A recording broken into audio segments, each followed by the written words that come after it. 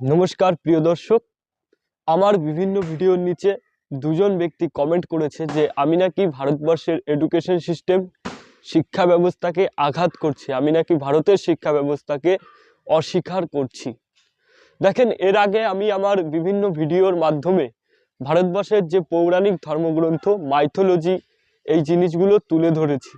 এছাড়া আমি আমাদের দেশের যে একটি গ্রন্থ বেদ, বিষ্ণু পুরাণ, এই ধরনের গ্রন্থ থেকেও আমি শ্লোক আকারে আপনাদের সামনে তুলে ধরেছি, সংস্কৃতে শ্লোক ব্যাখ্যা করেছি, যেখানে আমি ভারতকে সবসময় একটা মহান দেশ হিসাবেই চিহ্নিত করার চেষ্টা করেছি। কিন্তু আমি যখন আধুনিক ভারতের দিকে লক্ষ্য করছি, অর্থাৎ এই যে ব্রিটিশ ভারত, সেখানে কিন্তু কোনো ভালো জিনিস নেই। অর্থাৎ ব্রিটিশদের যে শিক্ষা ব্যবস্থা, এটা ভারতবর্ষে এখনো রয়েছে। তো ব্রিটিশরা আমাদের কি কখনো ভালো চেয়েছে? কোনোদিনও না। ব্রিটিশরা সবসময় চেয়েছে ভারত ভেঙে টুকরো টুকরো হয়ে যাক।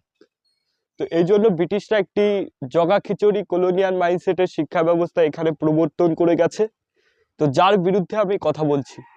তো আমি মনে করি এই কথা বলাটা উচিত, কারণ এই ধরনের শিক্ষা ব্যবস্থা যদি সমাজে প্রচলিত থাকে, তাহলে বিভিন্ন ছেলেমেয়ের ভবিষ্যৎ অন্ধকারের দিকেই যাবে।